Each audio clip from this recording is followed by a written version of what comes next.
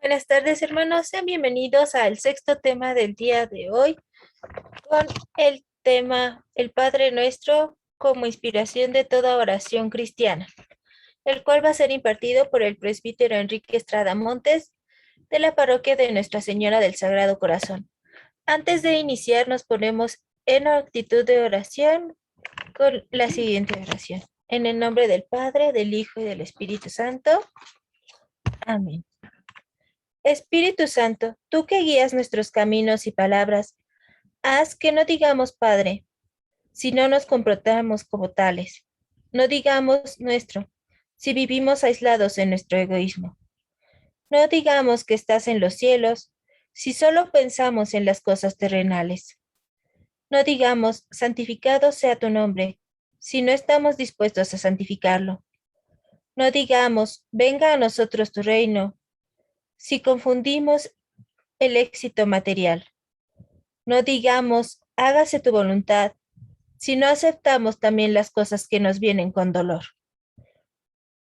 No digamos, danos el pan nuestro de cada día, si teniéndolo, no atendemos a quienes carecen de él. No digamos, perdona nuestras ofensas como perdonamos a los que nos ofenden, si guardamos rencor en nuestros corazones. No digamos, no nos dejes caer en la tentación, si pensamos seguir pecando.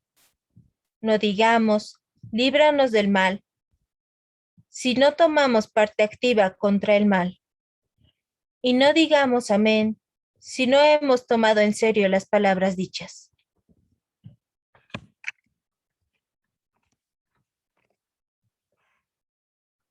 Adelante, Padre.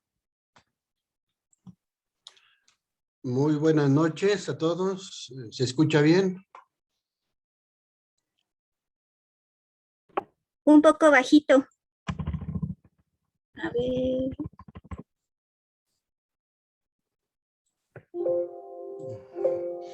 No sé si ahí está bien. Ok. Ahí está bien, hermanos. Por favor, ayúdenos asintiendo con su cabeza O negando si no o negando si no se... Parece que sí se escucha, Padre. Adelante. ¿Se escucha bien? Bien. Bien, entonces ahí trato de no moverme para que se escuche bien. Pues nos toca un tema muy hermoso, muy profundo. El Padre Nuestro, que es el modelo de toda oración cristiana. Ese es una oración y es un programa de vida. Y es también la síntesis del Evangelio. En algunos momentos, en la mayoría del tema, me voy a ir centrando en la guía. Para los que tengan por ahí su libro, pueden seguirla y vamos a ir casi que paso por paso. En algunos puntos voy a detenerme un poco más, en otros un poquito más ágil. Y bueno, pues vamos entonces paso por paso. Vamos a pasar al enlace con el tema de hace 8 días que nos impartió de una manera excelente el padre Fernando Olascuaga,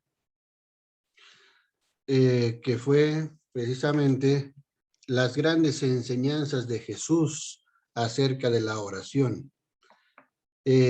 Una vez que hemos considerado la importancia de la oración y cómo Jesús nos enseña a orar, nos adentraremos en la oración que Él mismo nos enseñó, el Padre Nuestro, que para los cristianos es la oración por excelencia. El Padre Nuestro refleja los valores del Evangelio. Es la oración por excelencia, pero también un camino que sintetiza los valores del reino.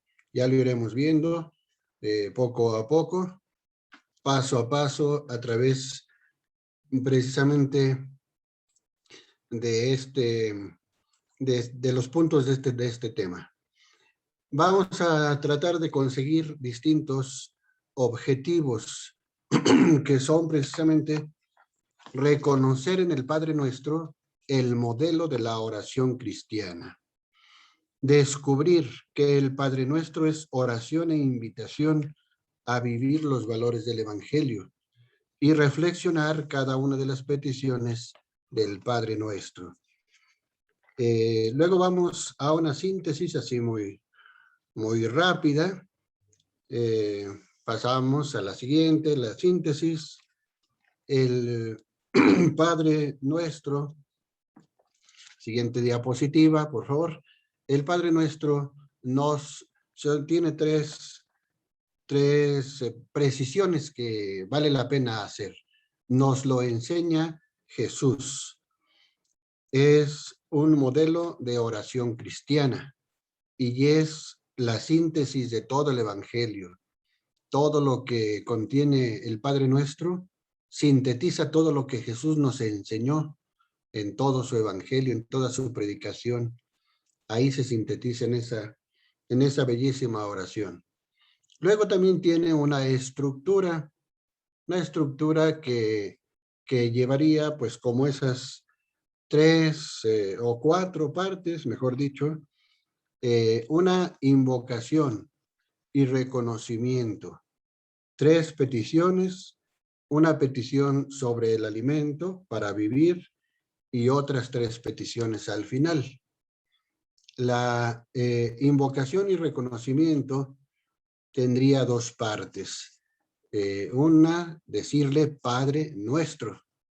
Eso implica reconocer que somos hermanos, ya que Jesús no nos enseñó a decir Padre mío, sino Padre Nuestro. Y la otra, que estás en el cielo, es un reconocimiento de que Él habita en el cielo, es decir, por encima de todo, allá donde Él está esperándonos para llegar nosotros también, porque nos llama a la vida eterna. Estamos permanentemente llamados a compartir con Él su vida divina. Luego vienen 3 peticiones. Santificado sea tu nombre, venga a nosotros tu reino y hágase tu voluntad. El santificado sea tu nombre es una glorificación a Dios. Como veremos más detenidamente, no es que nosotros a la hora de decir eso estemos santificando el nombre de Dios, porque ya su nombre ya es santo, sino que glorificamos a Dios, damos gloria de que ya su nombre sea santo, de que no solamente su nombre, Él es santo. Venga a nosotros tu reino, no es solamente mándanos tu reino, sino le estamos diciendo, me comprometo, nos comprometemos a vivir ese reino, a que se vivan entre nosotros los valores de ese reino que tú nos viniste a enseñar, que tú viniste a inaugurar, mejor dicho, que tu Hijo vino a inaugurar aquí en la tierra, y ese reino tuyo y de tu Hijo es por el que vamos a trabajar. Así que venga a tu reino, porque aquí te vamos a ayudar a construirlo. Hágase tu voluntad, es siempre buscar su voluntad, buscar lo que Él quiere que hagamos en la vida. Esa la vamos descubriendo en el día a día. Eso es un descubrimiento de cada día, porque siempre hay pues algunos cambios de circunstancias en nuestra vida y siempre puede presentarse la duda: ¿qué querrá Dios que haga yo en este momento? Bueno, pues esto es lo que quiere que haga, entonces yo voy a tratar de hacer su voluntad, precisamente, y que me ilumine para saber cuál es esa voluntad de Él, y yo la cumpla en mi vida. Y luego viene una petición sobre el alimento, que sería el alimento para vivir, el alimento físico, el pan. Danos el pan de cada día, danos hoy nuestro pan de cada día. Es un reconocimiento que necesitamos de Dios, que sin Él no lo conseguiríamos, ese pan, ese sustento. Aquí viene la oración de cada mes, de cada primer día de mes, de la divina providencia, para que nunca nos falte casa, vestido y sustento.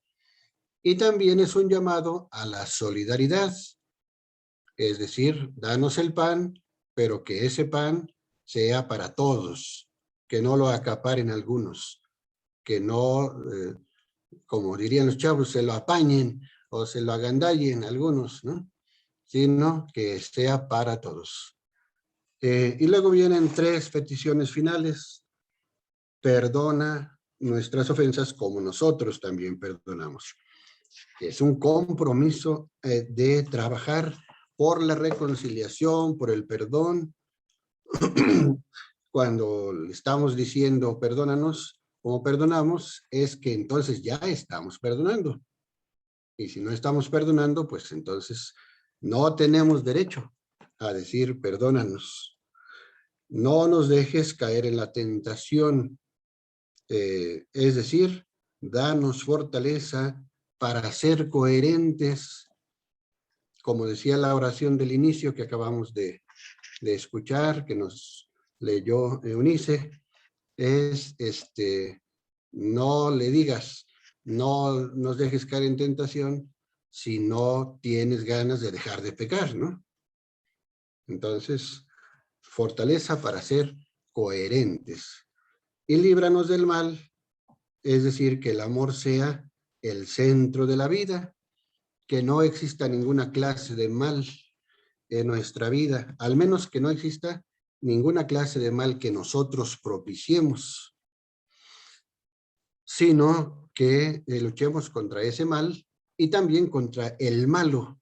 Muchos han interpretado esta última frase del Padre Nuestro, líbranos del malo, del maligno, no solamente del mal, así de manera abstracta, sino del maligno.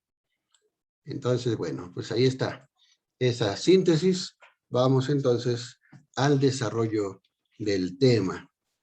En primer lugar tenemos el Padre Nuestro que, como se darán cuenta, yo les he pedido a Ingrid y Eunice que nos han ayudado con esta presentación y a armarla con este PowerPoint, que pusieran la oración, la fórmula litúrgica del Padre Nuestro, para que sigamos como con mayor precisión cada una de las cosas que rezamos, como nos lo sabemos, porque ahí viene un poquito cambiado en el libro, así que no le haremos caso, mucho caso, a esa versión, a esa traducción, pero es el mismo texto, el Evangelio de San Mateo, capítulo 6, versículos del 9 al 13.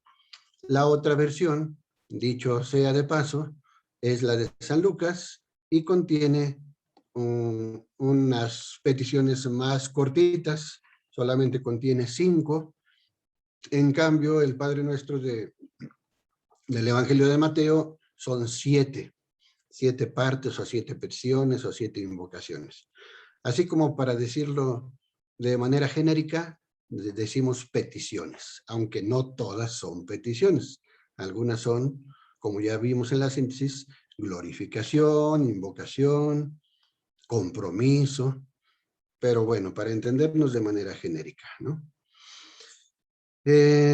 Entonces, ahí está la oración que rezamos en la Santa Misa y como nos la sabemos y la rezamos la mayoría de las veces que la rezamos.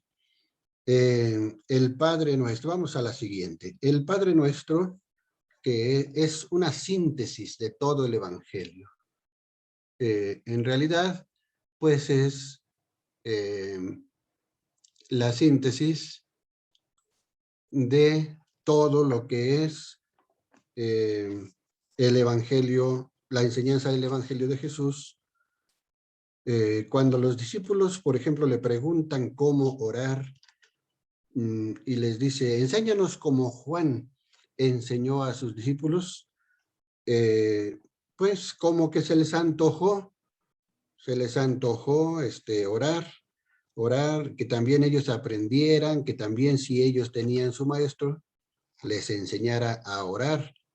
Yo me imagino así como que veían orar a Juan, veían que les enseñaba a sus discípulos, Juan Bautista, y luego lo veían orar a él, a Jesús, y luego pues esa es una conclusión mía, que bueno, pues se les antojó más cómo oraba Jesús. Si Juan, que fue tu precursor, ¿no? Que fue el que iba delante de ti para prepararte el camino, es un gran maestro y les enseñó tan bien a sus discípulos a orar, pues tú que eres el mero maestro, pues debes de saber de tener una forma muy superior que la de Juan de enseñar a orar, ¿no? Entonces, enséñanos a orar. Pero esto lo encontramos en el Evangelio de San Lucas. Y luego Jesús les enseña precisamente el Padre Nuestro. Cuando los dice, ustedes oren así. Y ya entonces les enseña toda la oración. El Padre Nuestro es una oración bellísima, de una profundidad incomparable. Es el modelo de toda oración cristiana y síntesis del Evangelio. Esto lo dice el Catecismo de la Iglesia Católica en el número 2761. Esta oración se sitúa en el centro del anuncio del reino que hace Jesús. Porque todo este anuncio del reino, incluidas las bienaventuranzas, abarcan 3 capítulos, del 5 al 7 del Evangelio de San Mateo. Y entonces en el centro, en el capítulo 6, se encuentra precisamente el Padre Nuestro. Nos enseña cómo hemos de hacer presente el reino con nuestra vida y con nuestra oración. Y también condensa las actitudes del cristiano y muestra de modo eminente cómo se aplican las características de la oración. Es una hermosa oración digna de ser reflexionada y siempre al alcance de todos para ser pronunciada, pero de forma pausada, interiorizando cada petición. A veces lo rezamos de una manera muy mecánica. Esto no debe ser. Hay que ir con calma, pronunciar detenidamente cada frase para que la vayamos meditando. Esto a veces tiene lugar, esta forma mecánica de rezar, a veces tiene lugar en el rosario, el Santo Rosario, no se diga en los rosarios de los difuntos, en los novenarios.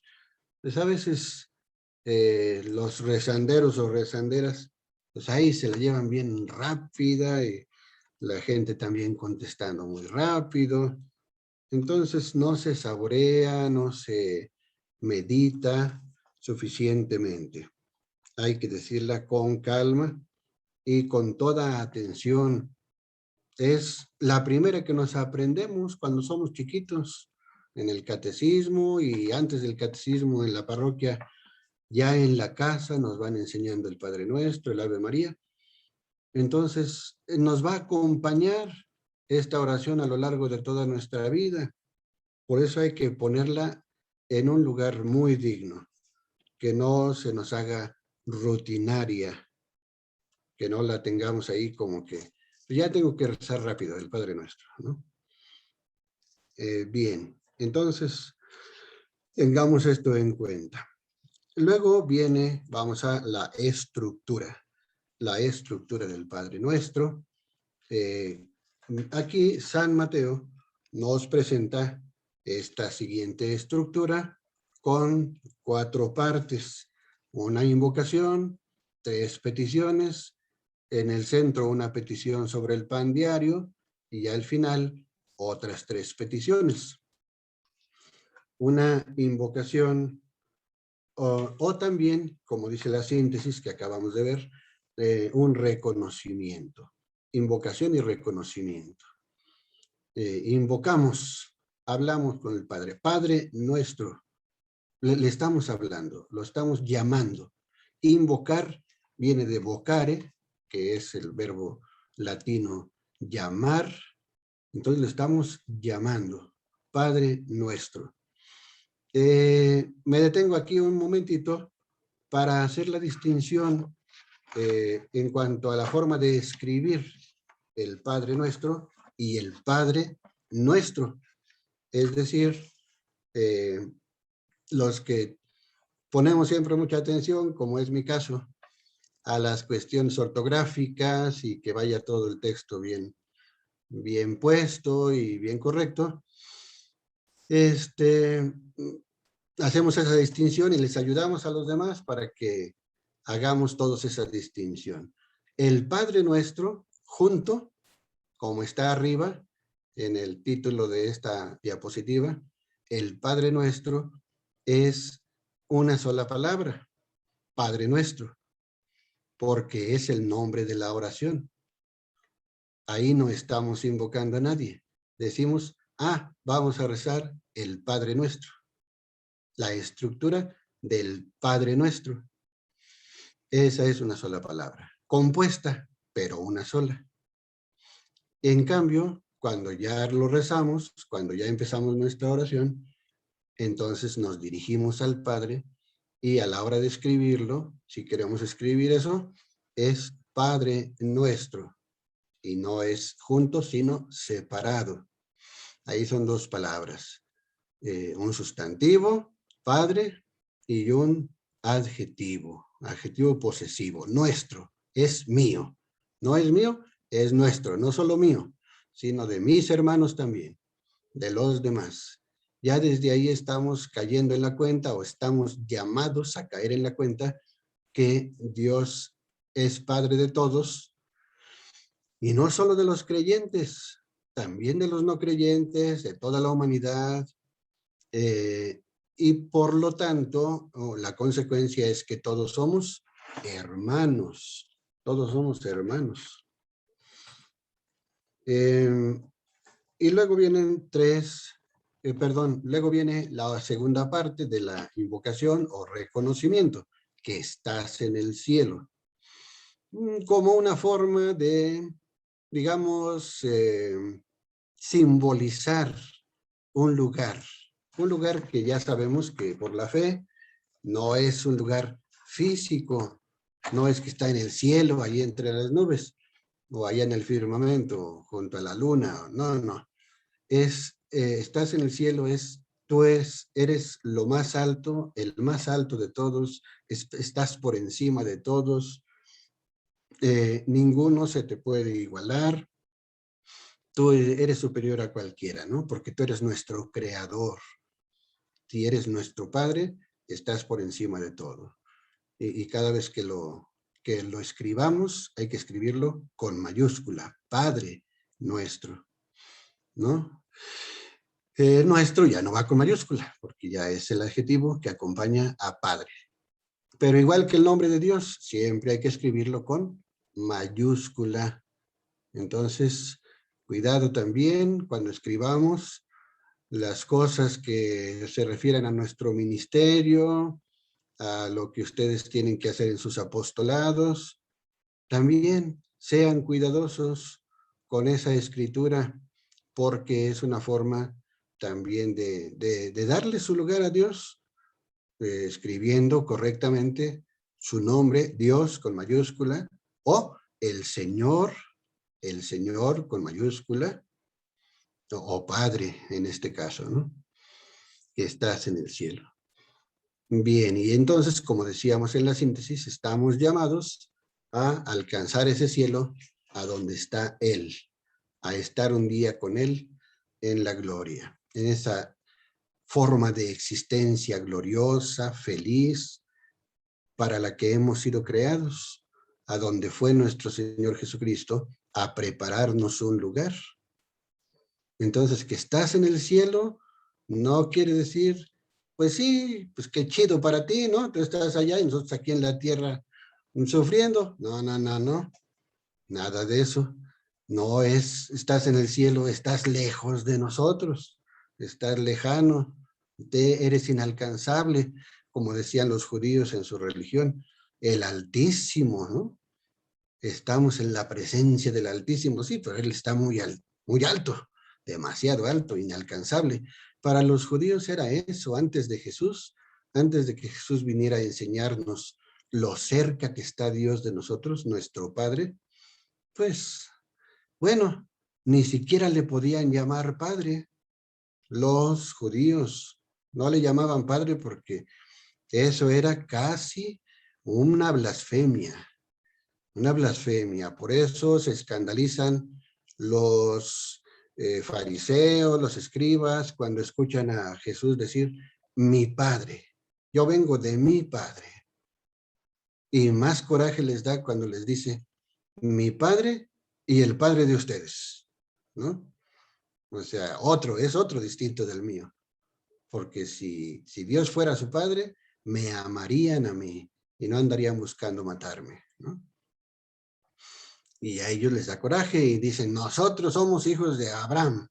Si ustedes fueran hijos de Abraham, no buscarían mi daño, mi muerte. Entonces, bueno, pues ahí está esa diferencia. A partir de Jesús le podemos llamar Padre a Dios con toda verdad, con todas las letras. Bien, luego vienen las tres peticiones, santificado sea tu nombre, venga a nosotros tu reino, hágase tu voluntad. Luego vamos a ir una por una. Ahorita es como que la estructura, la gran estructura, ¿no? Esas tres peticiones, nos detendremos en cada una. Y luego viene en el centro una petición sobre el pan de cada día. Danos el pan que necesitamos, el pan que fortalece nuestros cuerpos y que nos da vida, que es nuestro sustento. Y al final otras tres peticiones, perdona nuestras ofensas como también nosotros perdonamos a los que nos ofenden, no nos dejes caer en la tentación y líbranos del mal. Tres peticiones, perdona nuestras ofensas como perdonamos, no nos dejes caer en tentación y líbranos del mal. Esto abarca del capítulo 9 en el capítulo 9 del 12, versículos 12 y 13. Al respecto, Santo Tomás de Aquino afirmaba respecto de la estructura lo siguiente. Vamos a escuchar, vamos a leer por ahí. Ingrid, Eunice, vamos a leer esa parte de Santo Tomás. En esta oración no solo pedimos todo lo que podemos desear con rectitud, sino además según el orden con que conviene desearlo. Ajá. A pesar de ser la oración más conocida y recitada de los cristianos, muchos de nosotros la hacemos de manera mecánica, como ya decía. Hay que detenernos a profundizar en el sentido de cada una de las frases para que podamos descubrir toda la riqueza que encierran. Vamos a la siguiente. Padre nuestro. Profundicemos un poquito más sobre esta invocación. Jesús nos mostró que Dios es su Padre y nuestro Padre. Él nos anima a que, movidos por esta convicción, nos dirijamos a Dios como Padre. Así, cada vez que rezamos el Padre Nuestro, recordamos que somos hijos de Dios y hermanos de Jesús. Fíjense cómo lo decía él, mi Padre y vuestro Padre, o el Padre de ustedes. O sea, mi Padre es mío, pero también de ustedes. En cuanto a la teología, nos enseña la doctrina, sobre todo en el bautismo, que es donde nos convertimos en hijos de Dios por este sacramento. Se nos enseña que Él es hijo por naturaleza, pero nosotros también somos hijos por adopción. Pero, como dice San Pablo, somos hijos en el Hijo.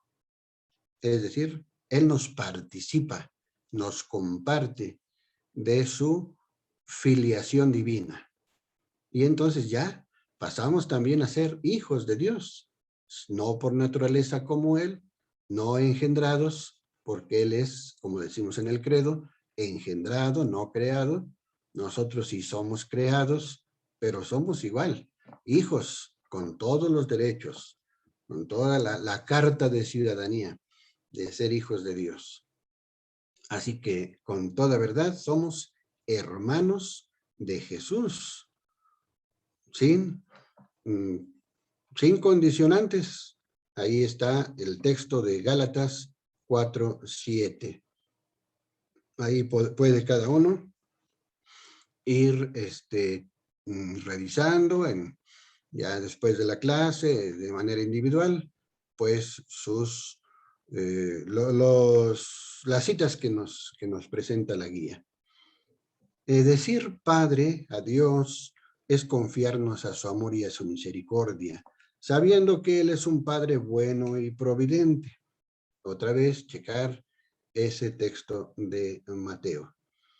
Y luego, decir nuestro es recordar que todos, sin distinción, somos hermanos, porque Dios, dice San Mateo, hace salir su sol sobre buenos y malos. Cuando Jesús nos enseña esta oración, no dice que digamos, Padre mío, sino Padre nuestro. Quien se dirige a Dios como Padre, también lo hace pensando en sus hermanos y se compromete con ellos.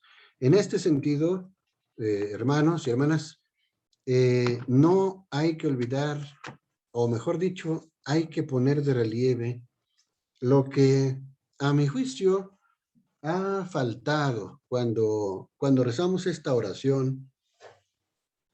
Un momentito, voy a traer un poquito de agua, discúlpenme.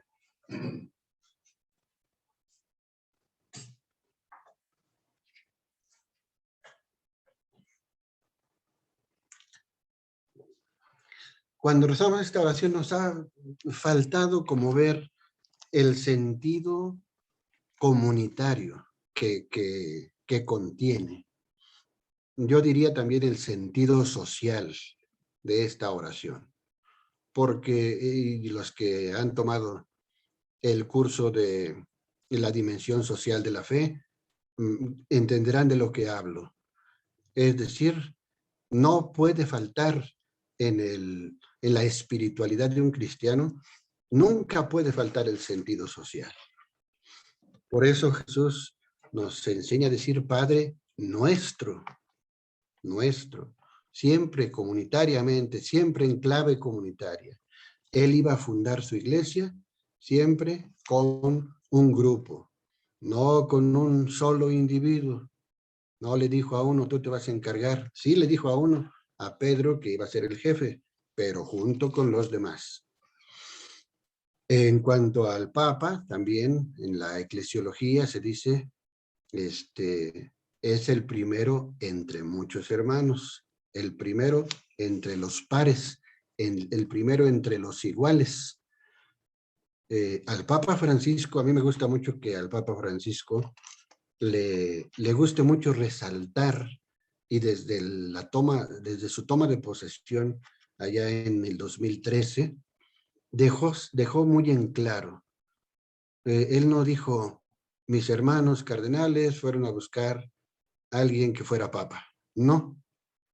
Él dijo, fueron a buscar un obispo, y dijo así como un poquito en broma, hasta el fin del mundo, ¿no? Hasta la Patagonia, hasta allá lo fueron a buscar. Pero dijo un obispo para Roma, un obispo de Roma. Entonces él siempre le ha gustado resaltar esa parte de que él es obispo como todos. Es obispo como todos los obispos, aunque tenga la primacía, el primado de Pedro, ¿no? Pero siempre le ha gustado resaltar, recalcar esa parte de que, pues, entre iguales. Y ahora también, con esto que nos invita a toda la iglesia, a la jerarquía y a todos los laicos, a la sinodalidad. En ese proceso estamos en toda la iglesia universal, en nuestro país también estamos en ese diálogo eclesial, en esos encuentros eclesiales de diálogo, siempre en el sentido de la sinodalidad. ¿Qué quiere decir sinodalidad? Caminar juntos es sin, con. Fíjense qué chistoso, ¿no? Sin, en griego quiere decir con, y odos, odalidad, la segunda parte, es de odos, que quiere decir camino, caminar juntos. Caminar juntos. Este es el sentido también de la sinodalidad. No lo olvidemos. Y recémoslo también con esta conciencia cada vez que recitemos el Padre Nuestro. Luego también, más adelante dice que estás en el cielo. Dios se manifestó al pueblo de Israel como un Dios cercano y poderoso. El pueblo judío se dirigió a él sin olvidar que está por encima de todo y teniendo presente su condición de haber sido creado por Dios. ¿Qué dice? Vamos a leer ahí, Ingrid, el Salmo. Los cielos son del Señor, la tierra se la dio a los hombres. Ajá, ahí queda claro que está por encima de todo. Esa es una conciencia que tenían los judíos como pueblo. Entonces todavía hasta que llega Cristo ya enseña lo cercano que está Dios. Aunque ellos sabían que Dios no los había dejado, que siempre los había acompañado a lo largo de toda su historia, desde aquella gran liberación de la esclavitud allá en Egipto, luego a lo largo de su historia los fue acompañando, pero aún así, todavía antes de Jesús, siempre se tenía como esa idea de la separación, de la distancia. Dios por encima de todo, nosotros acá abajo, Él por ahí arriba, ¿no? Entonces todavía faltaba que viniera Jesús. Entonces cuando decimos cielo es reconocer la grandeza de Dios. Como ya les decía, no es tanto una distancia, un lugar. Tú estás allá, nosotros aquí. No, es su grandeza. Cielo también es sinónimo de eternidad. Allí está Dios que es eterno. Es decir, no tiene límites de tiempo ni espacio, porque todo es suyo, todo le pertenece, los cielos y la tierra. Afirmar que Dios está en el cielo es recordar que estamos llamados a la vida eterna, viviendo con responsabilidad aquí en la tierra. Leemos el Salmo. ¿A quién tengo yo en los cielos? Si estoy contigo y nada me agrada en la tierra. Aunque todo mi ser se consuma, Dios es mi herencia y mi roca para siempre. Estamos llamados a la vida eterna, viviendo con responsabilidad aquí en la tierra. Si estoy contigo, ya nada me agrada en la tierra. Esto me recuerda a Santa Teresa de Jesús, para la cual en sus hermosas poesías que encontramos en sus escritos, decía, ¡ay, qué larga es esta vida! ¡Qué duros estos destierros! Esta cárcel y estos hierros en que el alma está metida. Solo esperar la salida me causa un dolor tan fiero que muero porque no muero.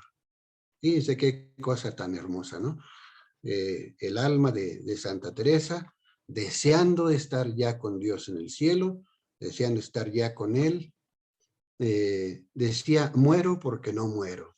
En otras palabras, me muero de ganas de morirme, no porque no amara la vida en esta tierra, y vaya que trabajó por hacer una gran renovación en el Carmelo, en la Orden del Carmen, y vaya lo que sufrió de todo esto, ¿no?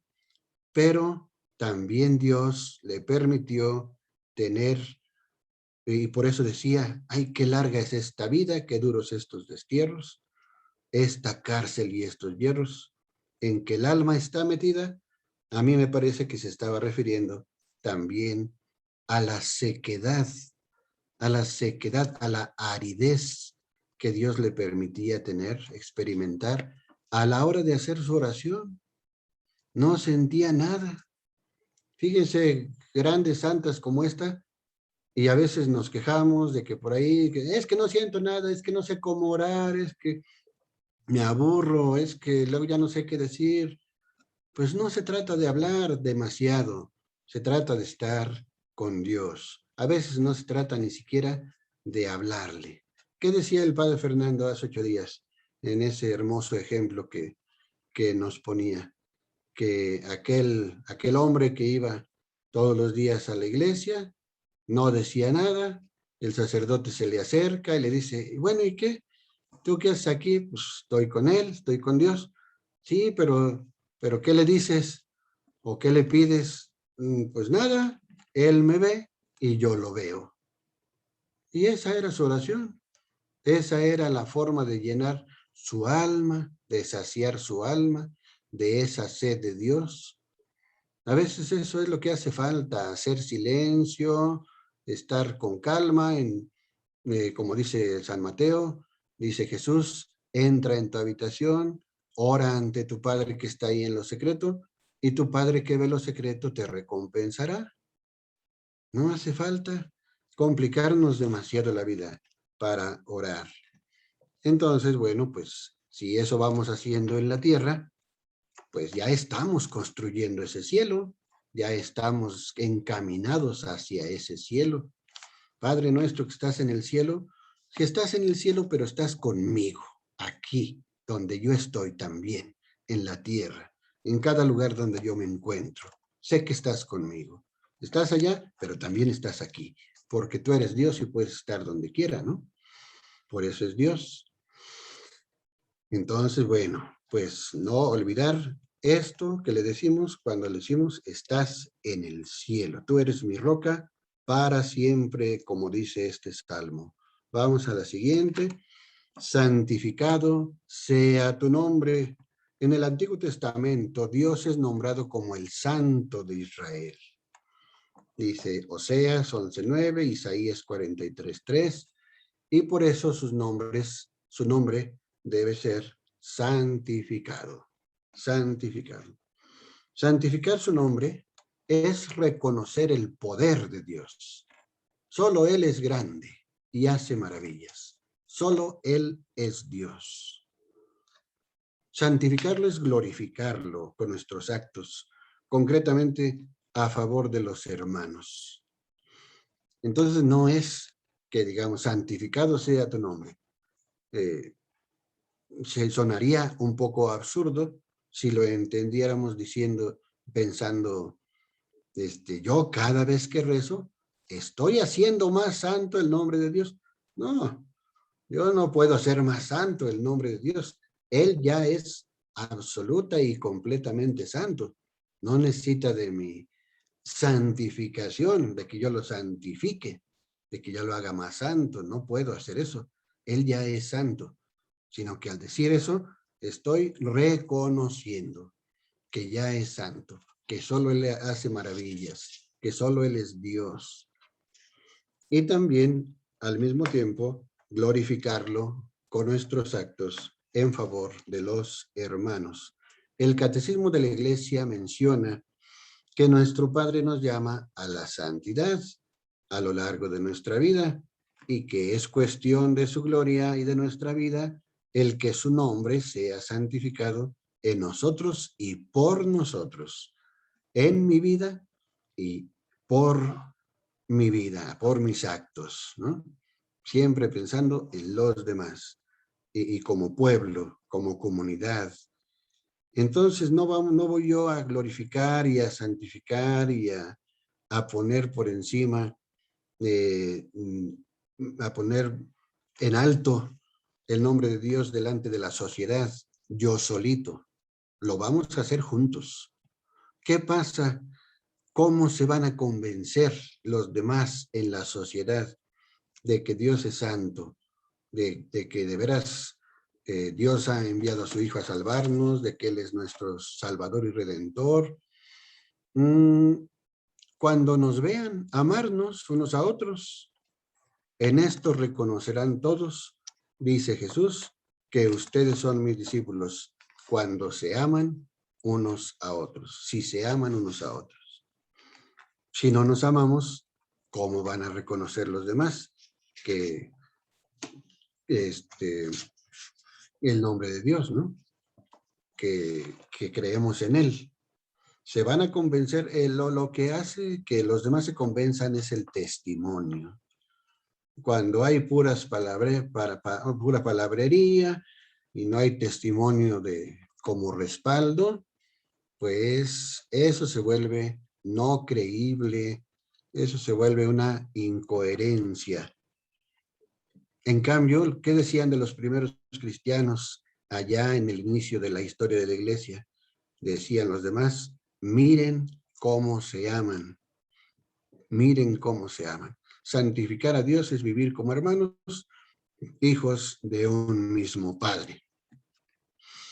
Siguiente, venga a nosotros tu reino.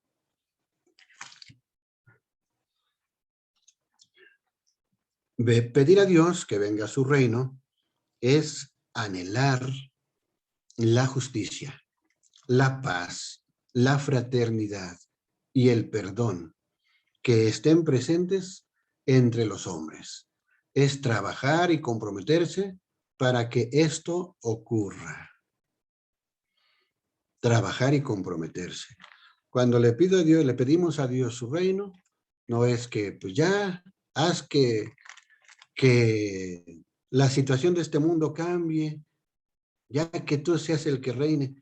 Pues, ¿qué más quisiera Dios? Pero Él, Dios nuestro Padre, pero también Jesús, porque el reino de Dios es el reino de Cristo, pues Él desearía ser quien reinara, pero ha decidido necesitar de nosotros. Fíjense qué misterio, ¿no? Es un misterio que siendo el Todopoderoso, Él podría hacer que este mundo se convirtiera así de la noche a la mañana en un paraíso. En aquel paraíso que perdieron nuestros primeros padres. Él podría hacerlo perfectamente, pero no lo quiere hacer.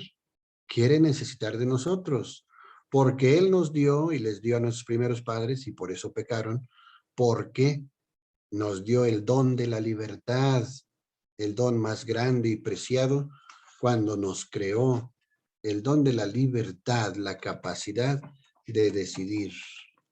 Por eso cuando les decimos venga a nosotros tu reino, estamos comprometidos a que tu reino se haga presente entre nosotros. A que esos valores del reino, la paz, la justicia, la fraternidad, el perdón, se hagan presentes a través de nuestra vida. Comprometernos a que esto ocurra. En el manual 3 de toda esta serie de los libros, de las guías que tenemos, dice este manual, este pasaje de su guía que tendrán los que tienen ahí su libro, tratamos la venida del reino y lo que significa. Toda la predicación de Jesús, dice ahí en el recuadro de nuestra derecha, está referida a la venida del reino. Paz, justicia, amor, aunque éste se ha hecho presente con Jesús, no se ha manifestado en su totalidad. Por eso pedimos su venida. Todavía falta que se consume la plenitud, todavía falta la consumación de los tiempos donde ya definitivamente reine nuestro Señor de manera absoluta, donde, como dice San Pablo, todo sea sometido bajo sus pies. Así que estamos en ese proceso todavía, así que el Padre Nuestro seguirá teniendo vigencia por los siglos de los siglos. Hay que seguir pidiendo que venga ese reino, que llegue la consumación final, que nosotros lleguemos también a la posesión final de su reino. Ya cuando a cada uno de nosotros nos toque ir a su presencia, pues bueno, también es verdad que lo alcanzaremos de manera plena. Ya no nos faltará nada, ya estaremos allá con él. Pero también al final de los tiempos, cuando llegue lo que llamamos el fin del mundo, pues bueno, pues ya estaremos todos, donde, como dice también San Pablo, Dios será todo en todos. Ya seremos una sola cosa con él. Pero mientras tanto, pedirle que venga y trabajar para que esto ocurra, para que su reino se haga presente aquí, en esta tierra. Y su reino, pues no es un reino como los reinos del mundo. ¿Cómo son los reinos del mundo? Pues de poder, de riqueza, de ejércitos, de vivir en oropeles, ¿no? De vivir en palacios. Los reyes viven en palacios, con sirvientes, con gente que está pendiente de sus labios. Lo que el rey pida, eso hay que concederlo, lo que la reina pida, etcétera, etcétera. Pero ¿qué pasa? ¿Qué pasa con los reyes de la tierra? Pues que son humanos, que son frágiles. Ahí tenemos tantos escándalos, por ejemplo, del rey de España, ¿no? El ahora ex rey de España, que pues tantos escándalos ha provocado.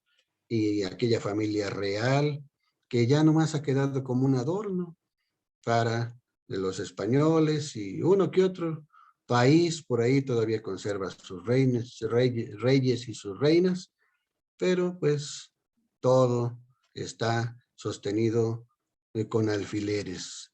En realidad la fragilidad humana está ahí, pero luego también los medios de comunicación se encargan de engrandecer las figuras de los reyes y reinas y de hacerlos como que son héroes y heroínas, y se hacen series y se hacen películas y se hacen grandes escritos y libros.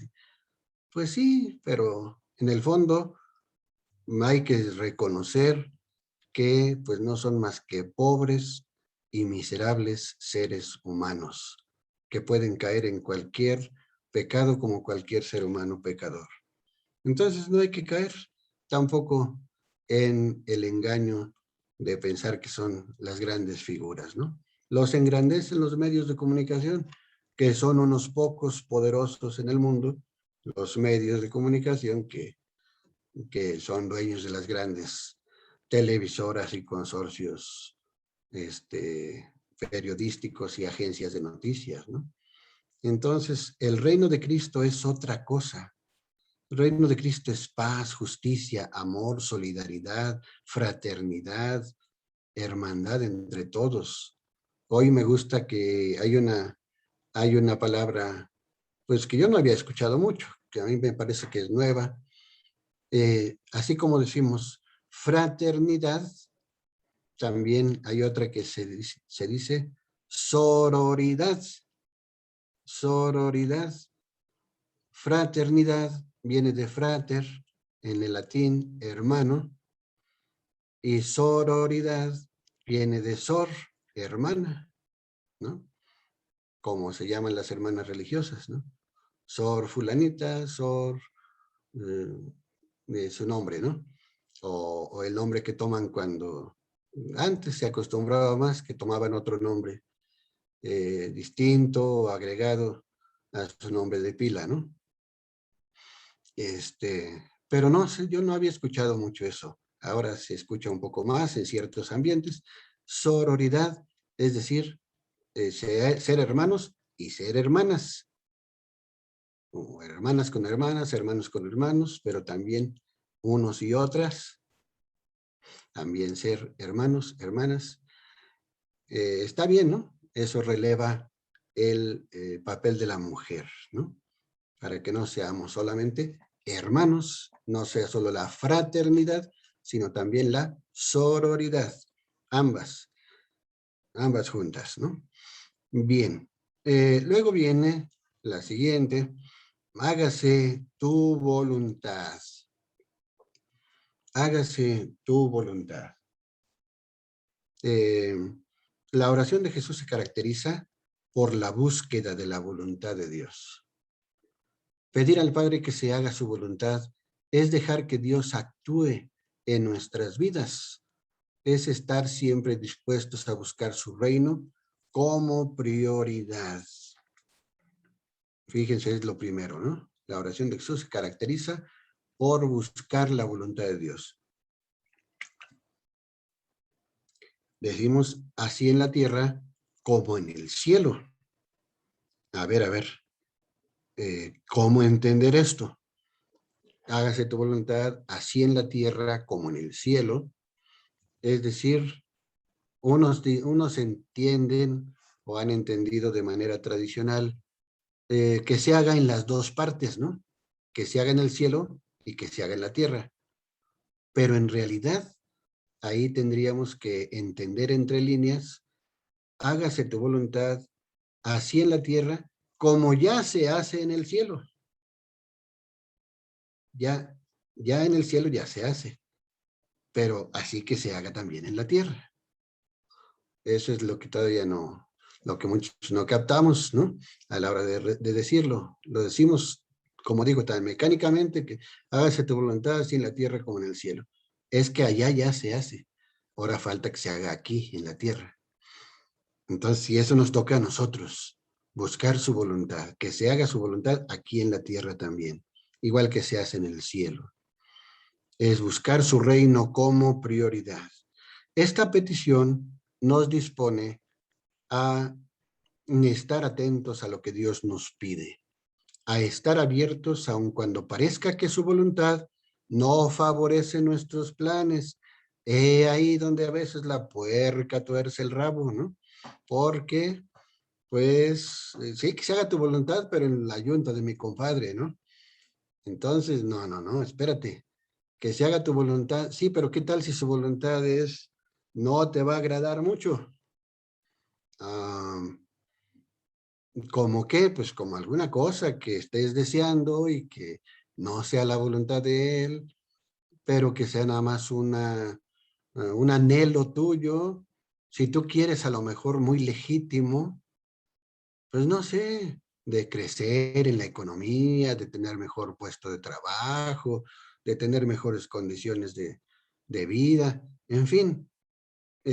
Pero por circunstancias mil no se logra o no se logra tan rápido como quisiéramos, ¿no?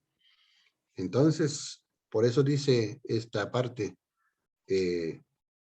esta petición nos dispone a estar atentos a lo que Dios nos pide, abiertos, aun cuando parezca que su voluntad no favorece nuestros planes, y no tiene por qué, no tiene por qué favorecerlos. Él no está obligado a estar al servicio de nuestros planes y caprichos, ¿no? Repito, por más que sean legítimos y que las aspiraciones de crecer en todo, en economía, en condiciones de vida, es que yo quisiera que pues mis hijos pudieran tener la oportunidad de ir a una escuela privada. Pues sí, pero están bien caras.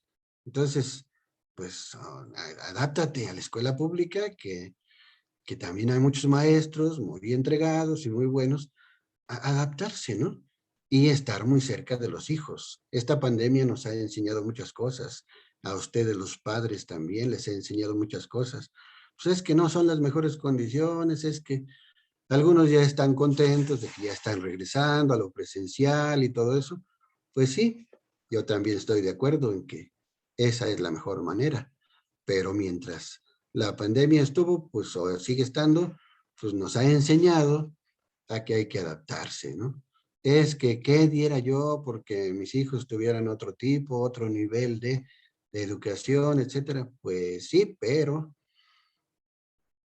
lamentablemente en esta vida también es cierto y en esta sociedad, y ahorita lo veremos un poco más en el siguiente número, las cosas no hay la suficiente igualdad entre todos los seres humanos, ¿no? Por miles de razones.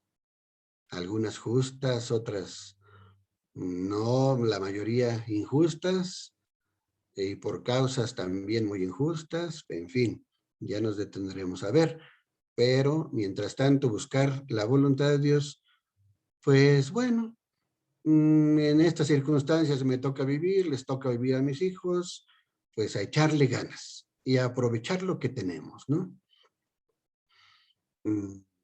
Solo un hombre valiente construye su vida con lo que tiene a la mano. ¿De dónde me saqué esto? Pues por ahí hay no sé si en la ciudad se han dado cuenta que hay frases poéticas que pusieron ya desde hace varios años en las bardas a propósito de encuentros de poesía, alguna cosa así de literatura. Y por ahí en una esquina, en una barda, y cómo se me ha grabado y porque paso seguido por ahí. Solo un hombre valiente construye su vida con lo que tiene a la mano, ¿no? Ya no me acuerdo de quién es, pero, de un tal Luis Aguilar, parece que, no sé si el actor aquel que conocemos, el mexicano, ha de ser otro. Pero me llamó la atención, ¿no? Un hombre valiente. A ver, no estés deseando ya mejores condiciones. Sí, trabaja por ello, es legítimo, pero mientras tanto, pues no vas a hacer nada si no tienes aquellas condiciones. Haz lo que puedas con lo que tienes. Hazlo. Solo un hombre valiente. Bien. Y luego, entonces, esta petición nos dispone, mejor dicho, faltó todavía la anterior. La anterior, por favor. Bueno, es así, ahí. Hágase tu voluntad. En algunos momentos de nuestra vida experimentamos dudas. ¿Será esto lo que Dios me pide? La oración del Padre Nuestro nos anima a confiar y a abandonarnos a Dios, sabiendo que Él busca nuestro bien. ¿Cuál será su voluntad? La que Él sea, la que Él quiera. Esa. ¿Cómo la voy a ir descubriendo? En el día a día, en el paso a paso, poco a poquito voy a ir descubriendo su voluntad. A ver, ahí, Ingrid, leemos el Salmo. Enséñame tu camino, Señor, para que te sea fiel. Guía mi corazón para que respete tu nombre. Eso, enséñame tu camino, ¿no? No podría yo sin tu sabiduría, ¿no? Hay una oración muy hermosa del rey Salomón cuando recién lo habían elegido para rey. Era muy joven y él dijo, pero ¿qué voy a hacer yo? Tan joven y tan chamaco con un pueblo tan grande como todo Israel. Y por eso compuso la oración de la sabiduría. Dame la sabiduría que procede de tu trono, porque siervo tuyo soy, hijo de tu sierva, hombre débil y de pocos años, demasiado pequeño para conocer el juicio y las leyes. Pues aunque uno sea perfecto, esta parte es la más densa, la más intensa. Aunque uno sea perfecto entre los hijos de los hombres, sin la sabiduría que procede de ti, será estimado en nada. Es decir, sabiduría, pedirle sabiduría para conocer cuál es su voluntad y realizarla en nuestra vida diaria. Bien, ahora sí vamos a la siguiente. Danos hoy nuestro pan de cada día. Otra vez vamos a lo que es nuestro pan. Aquí me gustaría resaltar un poco más esta parte de lo que les decía al principio, del sentido social, del sentido comunitario de esta oración del Padre Nuestro. Esta petición expresa el reconocimiento de que nuestra existencia depende de Dios. Por eso el pan, la comida, es un don aunque sea a la vez fruto de nuestro trabajo. Ambas cosas, ¿no? A Dios se le ruega, a Dios rogando y con el mazo dando, ¿no? Nada de que pues me voy a echar una siestecita y cuando despierte ahí bajo el árbol, pues que me caiga una manzana, ¿no? Sin estirar ni siquiera la mano, pues que todo me caiga del cielo sin ningún esfuerzo de mi parte. No, no es el caso. Con esta petición resaltamos la dimensión comunitaria. Cuando decimos danos, pedimos la comida para todos en un gesto de solidaridad. No es dame hoy mi pan de cada día. Y tampoco es danos hoy a mí y a mi familia. Nada más. No. Es mucho más. Es para todos. Es para la sociedad. Es para la gente. Es para la comunidad. Pensando sobre todo en los más necesitados, en los que menos tienen. Pedimos con sobriedad el pan para hoy. Es decir, el pan suficiente, que a quienes les sobra no lo tiren y a quienes carecen de él les sea dado o se lo compartan los que más tienen.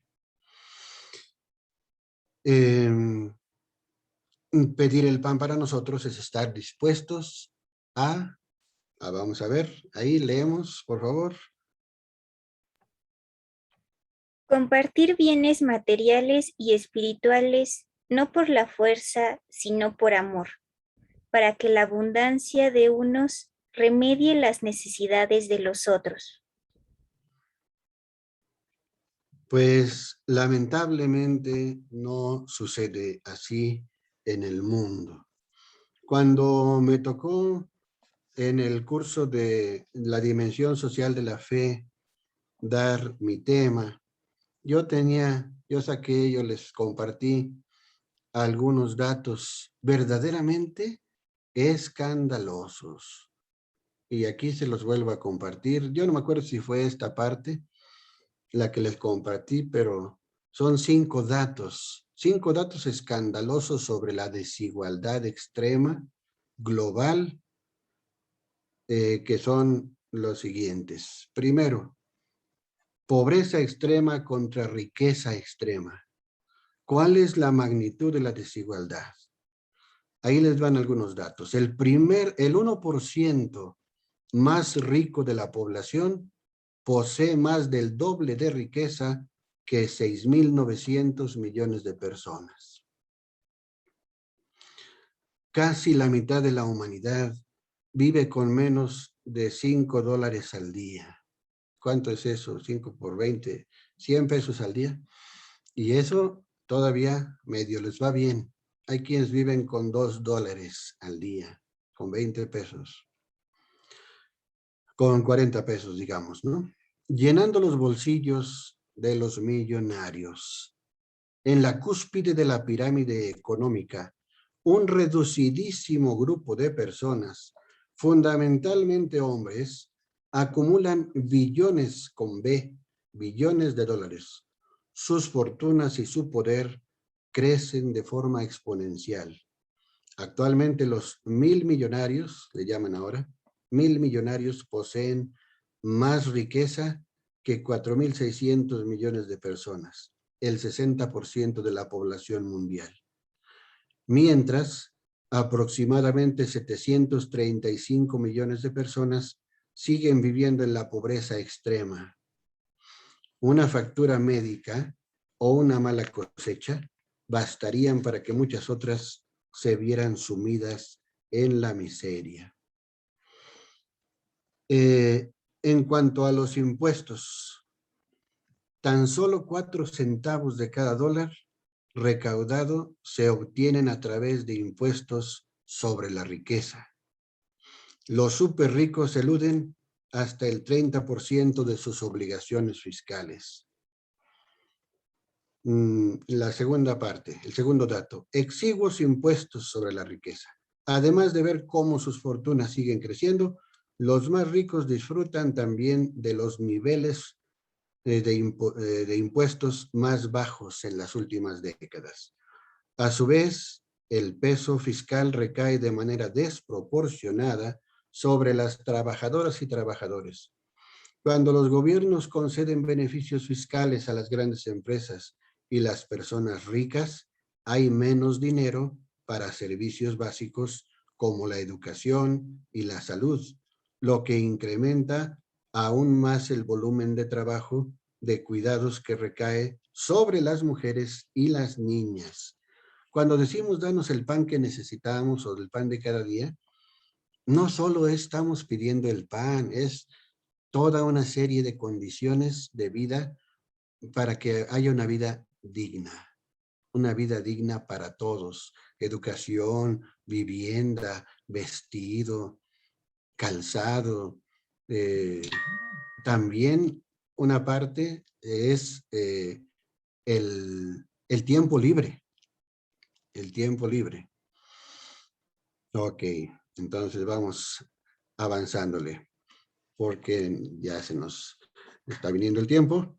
Luego, otro dato más, y con eso pasamos a la siguiente. En la actualidad, hay 258 millones de niñas y niños sin escolarizar, 1 de cada 5.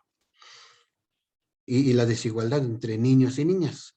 Por cada 100 niños que están sin escolarizar, hay 121 niñas a las que se priva de su derecho a la educación.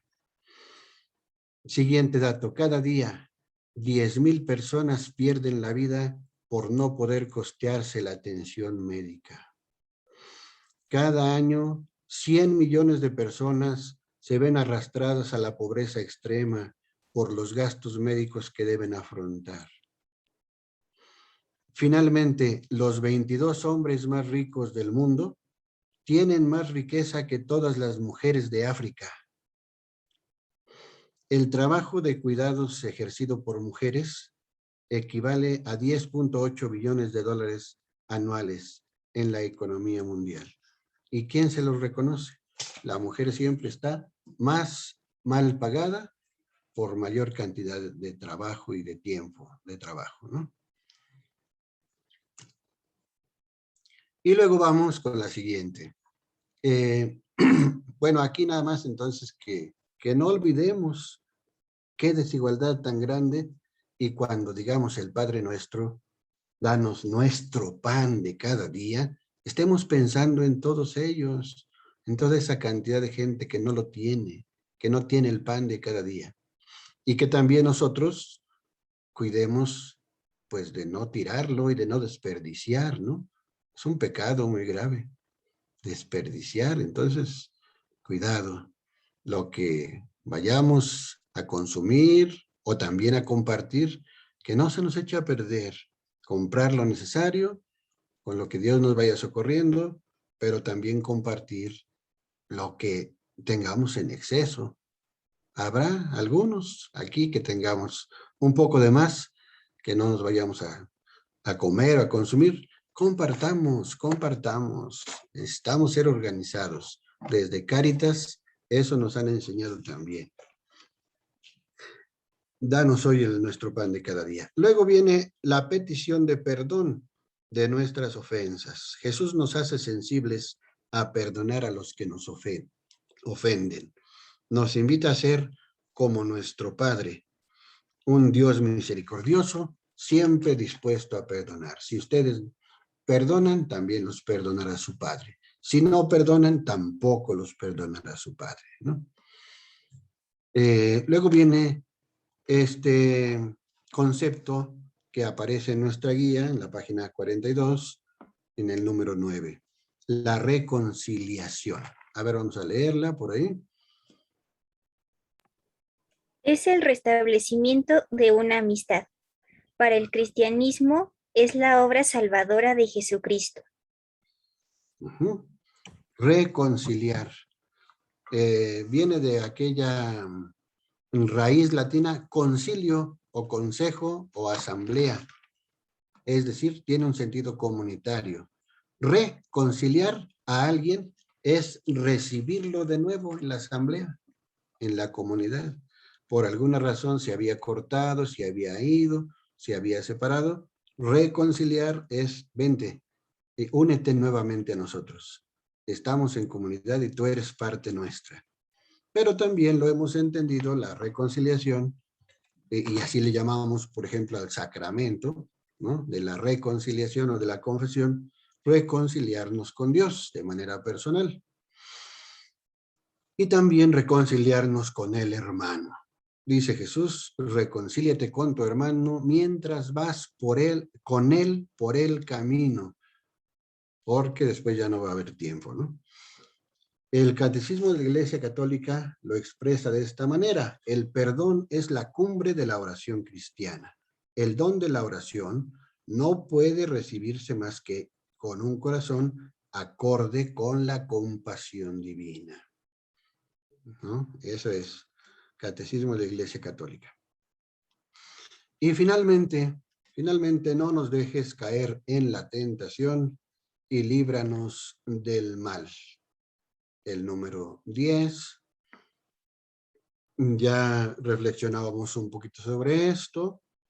No nos dejes caer en la tentación. Hay que entender perfectamente esto. No quisiera terminar sin que quede bien claro. No nos dejes caer en la tentación. Es decir, la tentación en sí misma no es pecado. El mismo Cristo sufrió la tentación. Fue sometido a las tentaciones del demonio, ¿no? Allá en el desierto. Con ese texto empezamos la Cuaresma, acuérdense, primer domingo.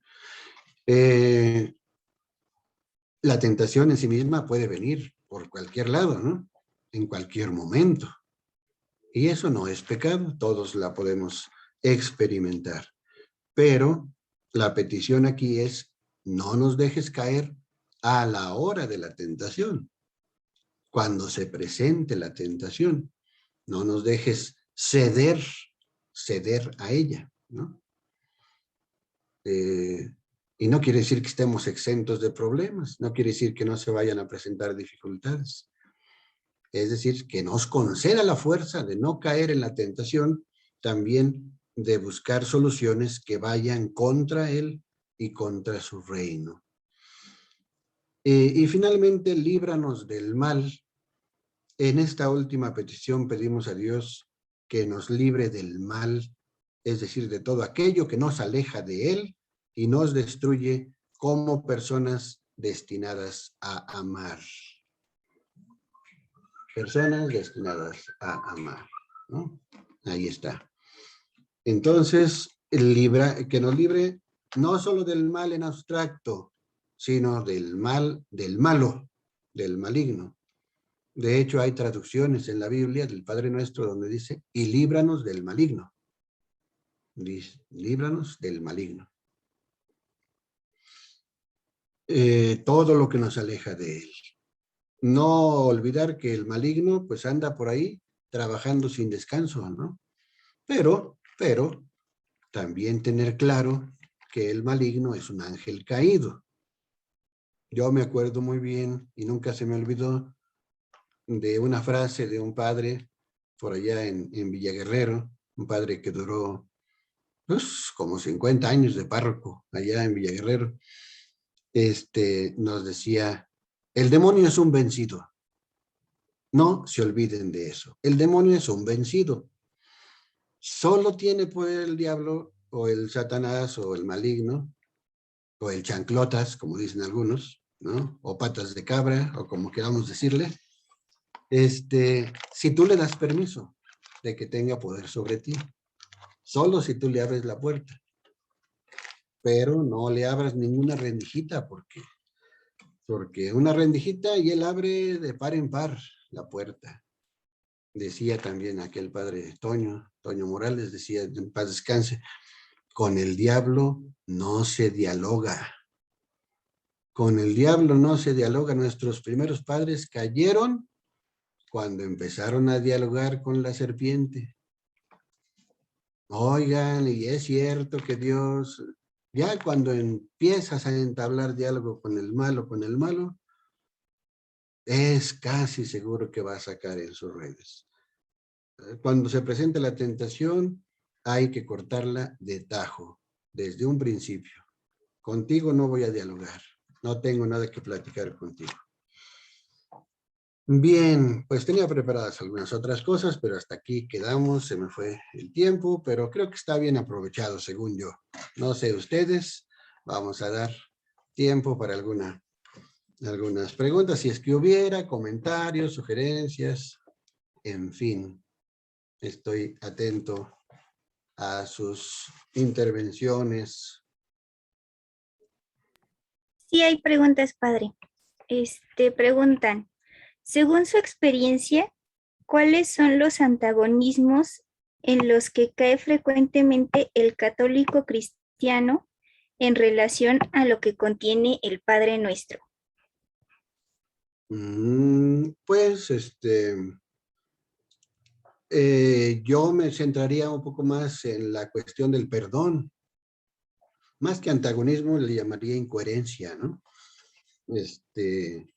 Decir, perdóname, decirle a Dios, perdónanos, cuando nosotros no estamos dispuestos a perdonar, pues es una incoherencia muy grande, ¿no? Mucho, muy grande. También otra podría ser cuando le pedimos que se haga su voluntad, pero, pero según mis planes, ¿no? Como ya decíamos, pues sí, es tu voluntad, pero que me guste tu voluntad, ¿no? Que me guste, porque si no me gusta, pues que no se haga tu voluntad, ¿no? Entonces ahí el modelo es Jesús en el huerto de los olivos, que poníamos una imagen por ahí, de fondo, ¿no? De nuestros textos en esa petición. Señor, si quieres que pase de mí este cáliz, pero no se haga mi voluntad, sino la tuya. Estar dispuestos a que siempre se haga su voluntad y no retorcerla, no acomodarla. Sí que se haga tu voluntad, pero, ¿no? No, ningún pero, nada de peros. Entonces, no sé si a eso se refería la pregunta. Pues es un tipo de incoherencias más que antagonismo, ¿no? ¿Cuál sería la diferencia o cómo comprender entre tentación y pecado de pensamiento? ¿Es igual? Tentación y pecado, no solamente pensamientos, sino cualquier otro también de acción y también de omisión. Recuerden que hay esos otros tipos de pecado. La diferencia fundamental es entre tentación y pecado. La tentación no es pecado, nunca será pecado. Se presenta sin que uno la busque por diferentes y miles de circunstancias en nuestra vida.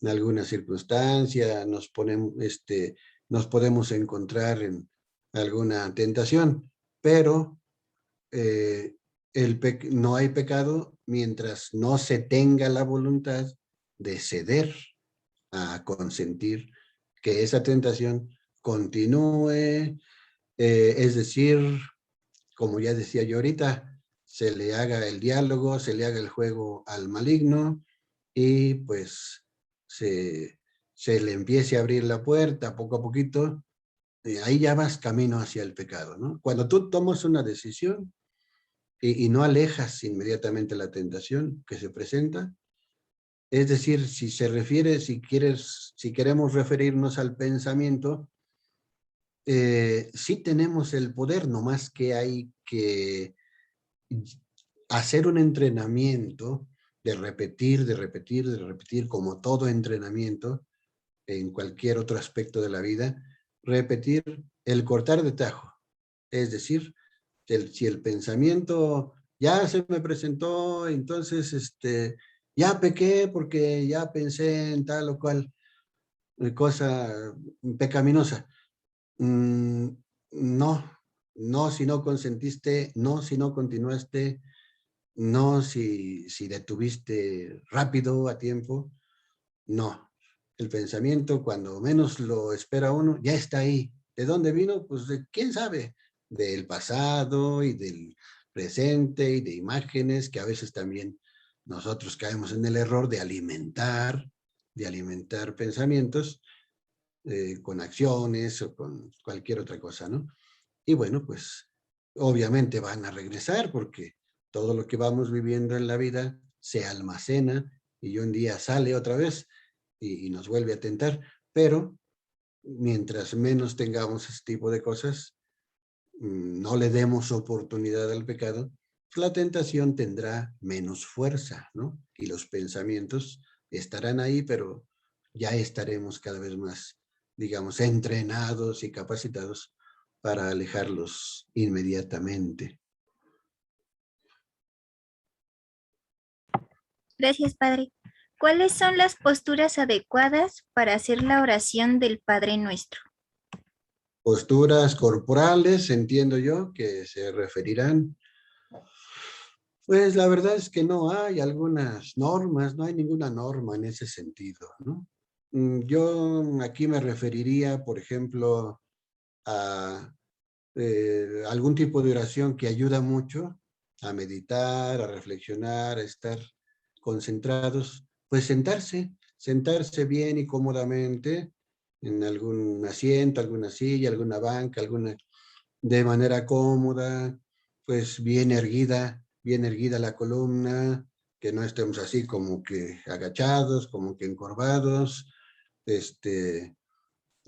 veces a los sacerdotes luego nos han hecho ejercicios, a lo mejor ustedes también han estado en algún tipo de ejercicio de oración, donde bien sentados, las piernas bien rectas, los pies bien asentados sobre el piso, las manos sobre las rodillas, y la respiración, ¿no? Esto puede ayudar de manera general para cualquier oración, no solamente para el Padre Nuestro, pero también para el Padre Nuestro. Para rezar el Padre Nuestro no hay alguna postura así que esté mandada, ¿no? Lo más importante es que profundicemos en su contenido como Jesús nos lo enseñó.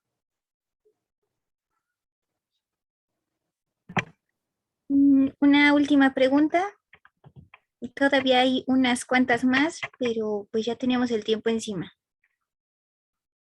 La última. La última. Me gustaría saber cómo fortalecer mi voluntad ante los planes de Dios.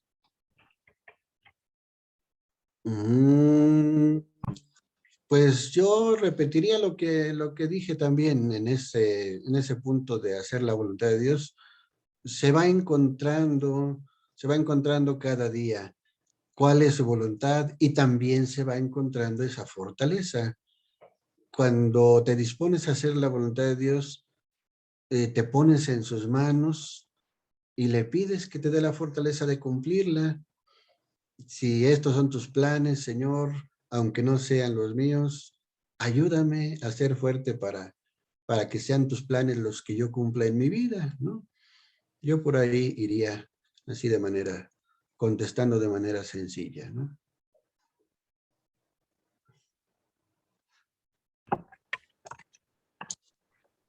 Listo. Procedemos a la oración final.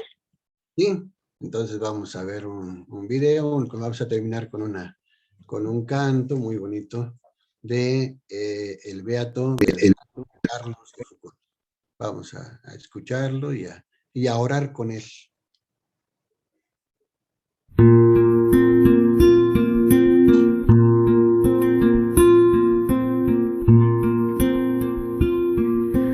Padre, me pongo en tus manos, haz de mí lo que quieras, sea lo que sea, te doy gracias. Estoy dispuesto a todo, lo acepto todo, con tal que tu voluntad se cumpla en mí. No deseo nada más, te confío mi alma, te la doy con todo el amor del que soy capaz, porque te amo y necesito darme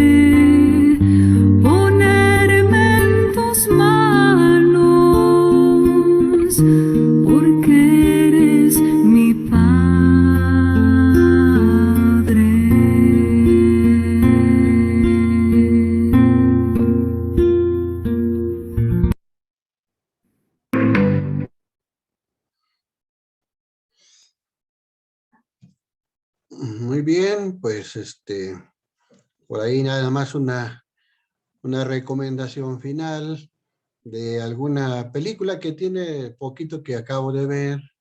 Es una película argentina que se llama Por un tiempo, así se llama, Por un tiempo. Está en el YouTube, ahí pueden encontrarla completa. Sobre un padre con su hija, la historia de un padre con su hija. Él en un pecado de juventud, por allá, de chamaco, embarazó a una muchacha, tuvo una hija y nunca lo supo. Y la película empieza cuando la tía de esta muchachita le va a decir, ¿sabes qué? Te voy a traer a tu hija que tiene 12, 13 años, creo, y porque su mamá está muy enferma, está en el hospital y va a tardar en curarse. Nada más te la voy a traer por un tiempo. Y él dice, ¿pero qué hija? Si yo nunca sabía nada de eso. Y ahí está la trama, ¿no? De todo eso. Y finalmente la trama se va desarrollando de tal manera que las cosas en el interior del corazón de este muchacho, de este padre, que también, que ya está casado y que su esposa va a tener un hijo también, va cambiando en el trato con la muchachita, aunque le cuesta trabajo que ella lo acepte, y también la esposa, pues finalmente termina por aceptarla un poquito, pero a veces no, y en fin. Está muy bonita, está muy, muy recomendable. Se llama Por un tiempo. Y así hay muchas otras, ¿no? Que ustedes podrían buscar en las redes, sobre la relación de padres e hijos.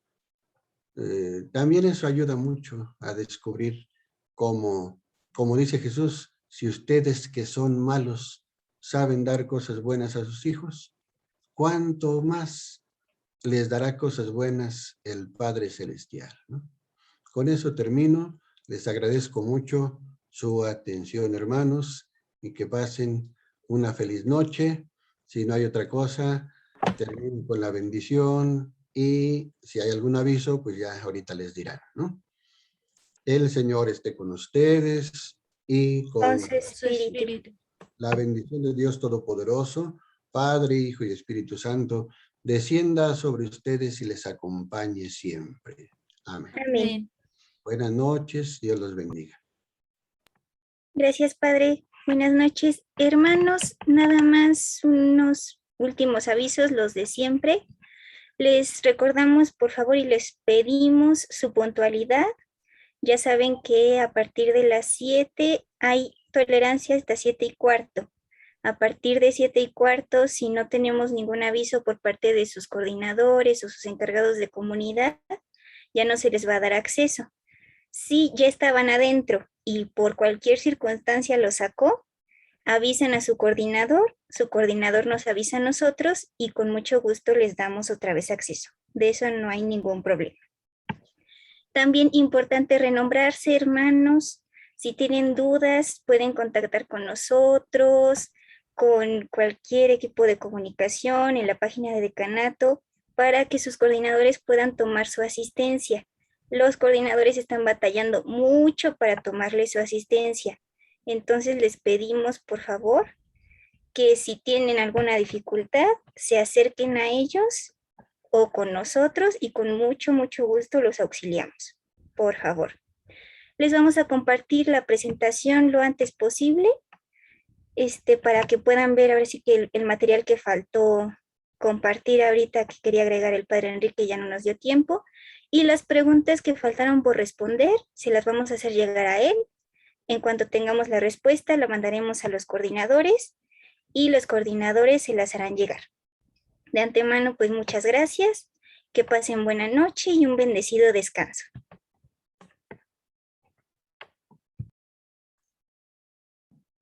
Muchas gracias, Ingrid. Gracias, hermanos. Nos vemos la próxima semana. Buenas noches.